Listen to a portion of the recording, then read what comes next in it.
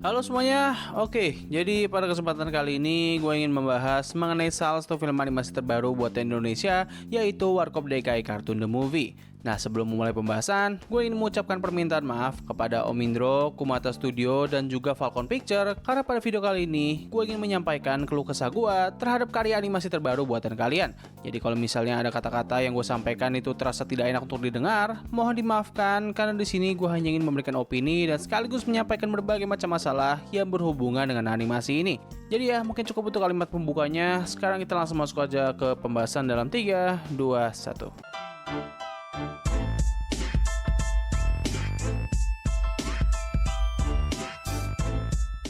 Oke, sepertinya gue udah gak perlu untuk memperkenalkan lebih dalam lagi soal animasi ini. Tapi buat kalian yang gak tahu, basically film animasi ini merupakan salah satu adaptasi remake dari sebuah IP yang cukup melegenda di tanah air kita, yaitu Warkop DKI. Sebelum film ini rilis, Falcon Picture sebenarnya telah mengeluarkan serial animasinya yang rilis pada tahun 2021 lalu di layanan streaming Disney Hotstar. Gue pribadi sebenarnya sudah pernah membuatkan video pembahasan soal animasi tersebut, dan menurut gue itu merupakan sebuah serial animasi yang lumayan lah, walaupun memiliki banyak sekali kekurangannya. Nah, tapi untuk versi animasi terbarunya ini, oh boy, this is not a good movie. Nah, memangnya seberapa tidak baguskah film ini? Well, berikut ini adalah pembahasannya. Siapa yang akan keputusan Piala Dunia 2036 antara Korea Barat melawan Indonesia? Oke, kita mulai dulu dengan aspek yang seharusnya menjadi nilai jual utama dari film ini, yaitu jokes atau leluconnya. Sebelum gue memberikan opini terhadap aspek ini, gue ingin meng-highlight mengenai salah satu isu yang seringkali dipermasalahkan oleh orang-orang terhadap lelucon yang dimiliki oleh animasi-animasi buatan Falcon Picture. Isu tersebut adalah adanya lelucon dewasa di animasi-animasi buatan mereka, di mana mayoritas animasi tersebut memiliki target penonton berupa anak-anak. Hal ini dianggap bermasalah karena mereka merasa kalau animasi-animasi seperti ini seharusnya tidak usah memiliki lelucon dewasa, terutama yang berhubungan dengan politik.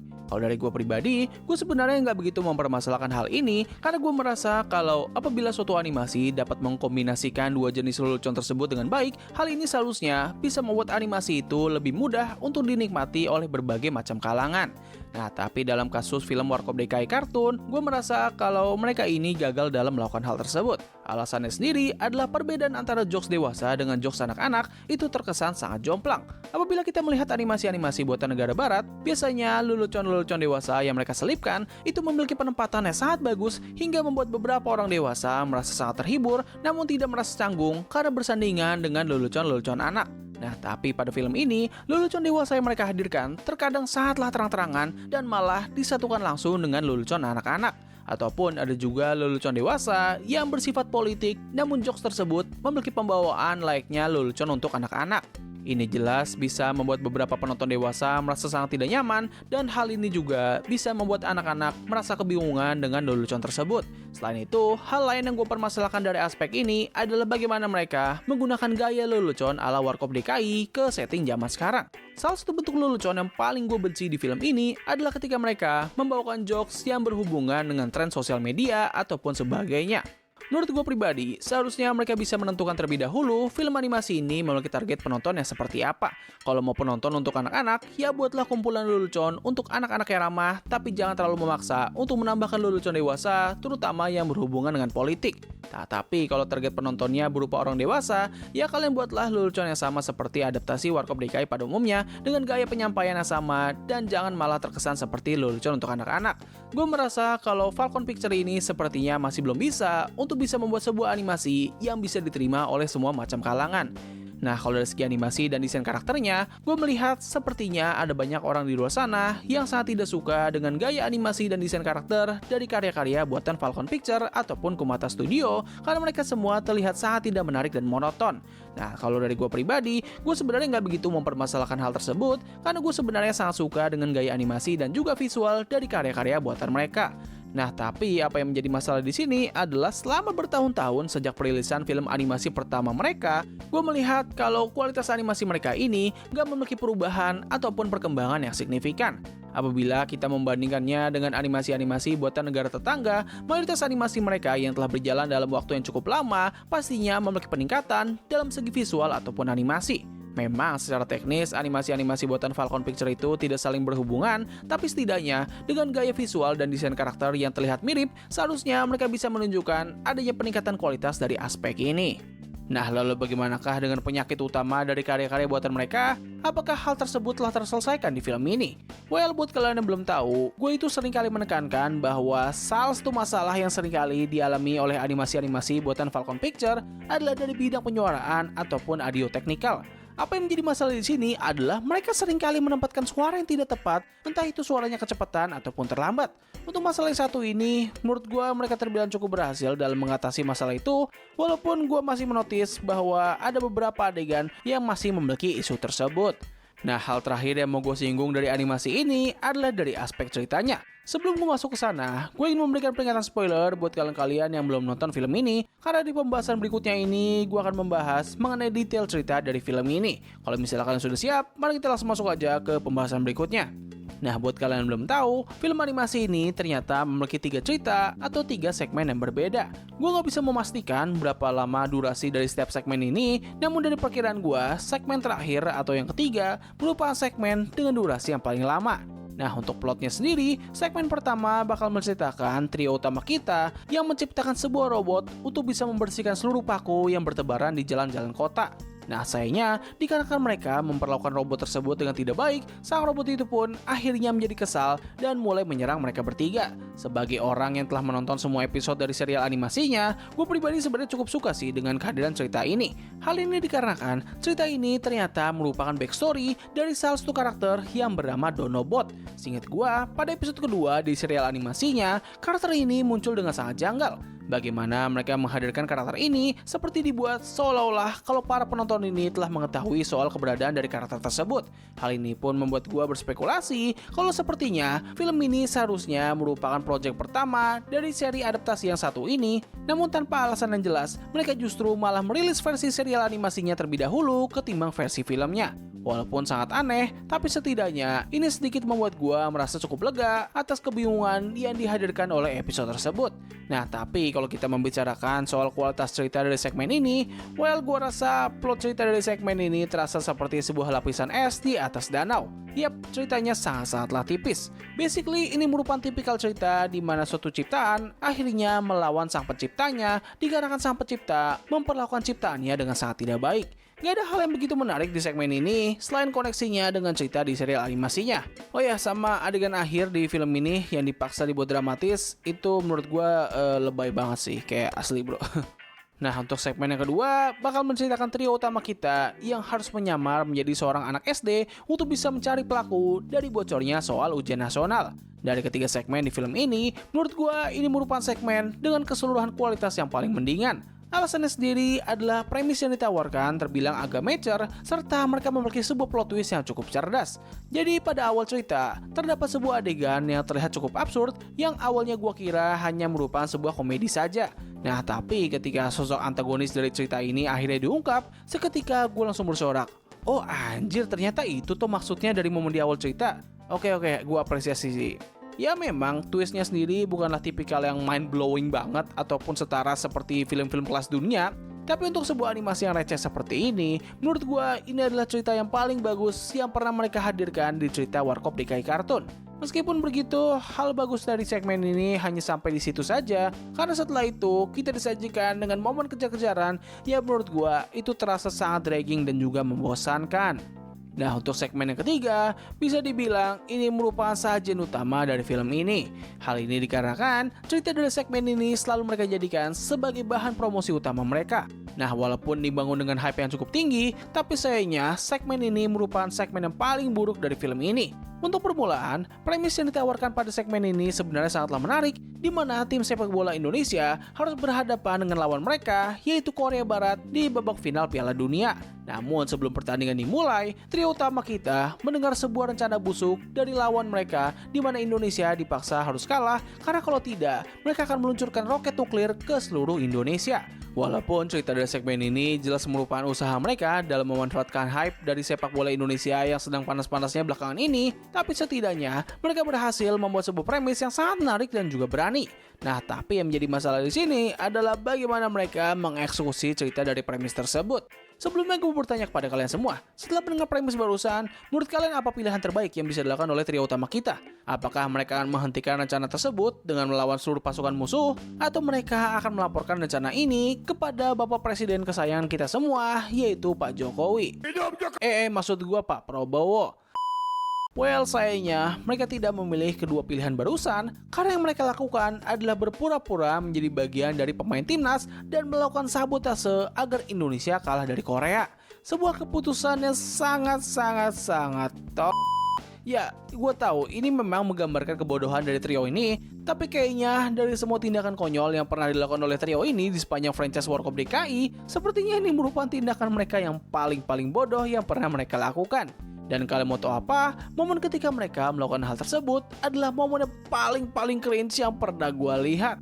Di sepanjang gue menonton bagian itu, sumpah sekujur badan gue tuh seketika kayak langsung tremor merinding dengan sangat hebat bro. Kalau misalnya kalian bekerja di bioskop dan melihat CCTV di waktu penayangan film ini, dan melihat ada satu orang pria yang duduk sendirian sambil ditemani oleh satu pasangan yang entah lagi ngapain di ujung bioskop, dan pria tersebut terlihat sedang sangat menderita dan terkadang suka mengeluarkan gerak-gerik layaknya seperti orang sedang kesurupan, well, pria tersebut adalah gue. Oh god, sangat disayangkan sih. Sebuah cerita yang memiliki potensi besar dan menjadi promosi utama dari film ini ternyata malah menjadi bagian yang paling buruknya. Nah, dengan adanya ketiga cerita ini, gue merasa kalau animasi ini tidak layak untuk dijadikan sebuah film. Hal ini dikarenakan ketiga cerita dari film ini memiliki jalan cerita yang biasa saja dan sudah seperti episode-episode di serial animasinya. Untuk sebuah animasi yang menyandang kata movie atau film layar lebar, mereka seharusnya bisa membuat cerita yang terasa lebih besar lagi, entah itu dari segi penceritaan, pengkarakteran, ataupun segi konflik. Nah, sebenarnya hal ini bisa saja mereka lakukan di cerita yang ketiga, di mana cerita tersebut sebenarnya memiliki potensi besar untuk bisa menjadi sebuah cerita panjang. Namun, entah karena mereka kehabisan ide atau dana produksi, pada akhirnya cerita tersebut malah menjadi sebuah cerita pendek yang digabungkan dengan dua cerita yang lainnya. Hal ini pun menjadi semakin parah, di mana tidak ada satupun cerita dari ketiga segmen tersebut yang memiliki kualitas yang sangat bagus. Ketiga cerita ini terasa sangat simpel dan tipis, gak memiliki pengembangan karakter yang bagus, hingga konflik yang seringkali diselesaikan dengan cara-cara yang absurd dan juga konyol namun tidak lucu, berupa sebuah resep untuk menciptakan sebuah film animasi yang sangat tidak enak untuk ditonton. Nah, sebelum menutup video, gue ingin membahas mengenai beberapa isu atau permasalahan yang berhubungan dengan animasi ini. Isu yang pertama adalah dari waktu penayangannya. Seperti yang kita tahu, film Warkop DKI Cartoon ini memiliki waktu penayangan yang tidak jauh berbeda dengan penayangan film Agent Ali yang kedua. Nah, untuk permasalahan yang satu ini, gue pribadi sebenarnya nggak begitu mempermasalahkannya sih. Karena ya, seingat gue, waktu penayangan film Warkop DKI itu telah diumumkan sejak awal bulan Juni, sedangkan untuk waktu penayangan dari film Agent Ali itu baru diumumkan pada pertengahan bulan. Jadi ya, apabila kita menyalahkan Falcon Picture karena memilih waktu yang salah, well, gue rasa hal ini kurang tepat karena kejadian ini rasanya seperti sebuah kesialan saja. Kayak lu udah netepin nih waktu penayangannya, ternyata ada film lain yang memiliki hype yang lebih besar lagi yang bakal rilis bersamaan dengan perilisan film kalian. Ya, walaupun dalam kasus ini Falcon Picture bisa saja sih menunda penayangan film mereka dan memilih waktu yang lebih tepat lagi. Nah, isu yang kedua adalah dari penundaan waktu tayang dari film ini. Alasan kenapa gue berpikir demikian adalah gue sempat menemukan sebuah berita dan sekaligus poster yang menyatakan kalau film animasi ini seharusnya sudah rilis sejak tahun 2022. Melihat dari bentuk poster antara kedua versi penayangan ini, gue menduga kalau sepertinya mereka awalnya sudah ingin merilis animasi ini pada tahun tersebut, namun tiba-tiba mereka memutuskan untuk menundanya karena melihat adanya sebuah potensi hype besar dari dunia persepak bolaan Indonesia yang sedang cukup ramai belakangan ini. Itulah kenapa salah satu perbedaan yang paling mencolok antara kedua poster ini adalah poster terbaru memiliki tema sepak bola. Nah, seharusnya ini bukanlah masalah yang besar kalau andaikan ini tidak berhubungan langsung dengan masalah berikutnya, yaitu promosi yang buruk.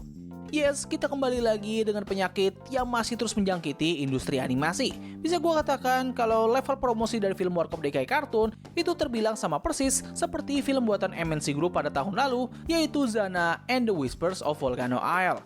Yap, promosi dari kedua film ini hampir tidak ada sama sekali. Sejak pengumuman waktu perilisan dari film tersebut, gue bener-bener gak mendapatkan satupun promosi mengenai film ini. Mau itu dari Instagram, TikTok, hingga bahkan YouTube, gue gak menemukan adanya iklan mengenai film tersebut.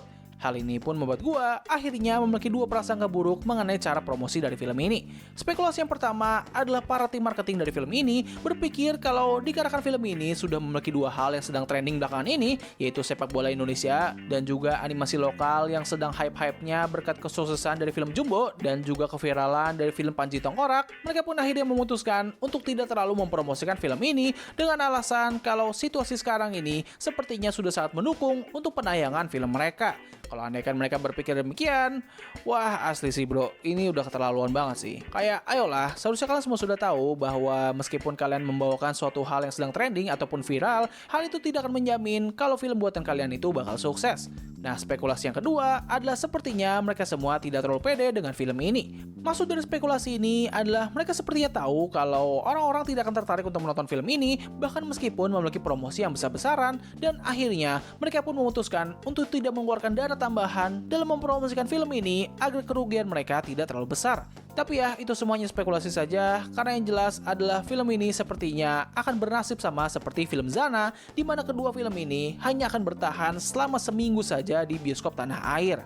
Nah, permasalahan yang terakhir adalah dari drama mengenai salah satu kru dari film ini. Jadi buat kalian belum tahu, pada sosial media Facebook sempat muncul sebuah postingan dari salah satu orang yang telah bekerja dalam proyek animasi ini sebagai background artist, di mana ia mempermasalahkan mengenai namanya yang tidak dicantumkan pada bagian kredit dari film ini. Situasi ini pun menjadi semakin kacau lagi, di mana ternyata tidak hanya nama beliau saja yang tidak dicantumkan, namun seluruh anggota yang bekerja di bidang background artist itu namanya tidak dimasukkan ke dalam kredit dari film ini. Nah, untuk masalah yang satu ini, gue pribadi sebenarnya agak bingung sih dalam menanggapinya. Karena yang pertama, masalah ini sepertinya telah diselesaikan dengan pihak Kumata Studio dan juga Falcon Picture yang telah meminta maaf atas kesalahan ini, dan mereka akan mengupdate kredit dari film ini di beberapa penayangan berikutnya. Dan yang kedua adalah gue kurang begitu tahu pasti apakah pihak studio memiliki kewajiban untuk mencantumkan semua nama orang yang telah berpartisipasi dalam film tersebut. Kalau misalnya iya dan mereka ternyata melanggar hal tersebut, apakah hal ini bakal bersangkutan dengan hukum atau hanya etika perfilman saja? Nah, berdasarkan hasil pencarian yang gue dapat, sepertinya hal ini lebih berhubungan dengan etika saja, karena kalau andaikan dari segi hukum, ini semua kembali lagi ke perjanjian awal dari pihak studio dan juga tim yang bekerja dengan mereka. Apakah nantinya mereka akan digaji saja atau juga bakal mendapatkan kredit di akhir film? Jadi ya, gimana menurut kalian? Apabila kalian memiliki pengetahuan yang lebih soal masalah satu ini, kalian bisa tulis saja di kolom komentar di bawah. Nah, terlepas dari banyaknya masalah yang dimiliki oleh ini film, satu hal yang sangat gue apresiasi dari film ini adalah dari tujuan Om Indro dalam pembuatan animasi ini. Lewat video press conference dari film Warkop DKI Kartun, beliau menyebutkan kalau salah satu tujuan dari dibuatnya film ini adalah untuk bisa memanfaatkan banyaknya SDM kita yang ahli dalam bidang animasi.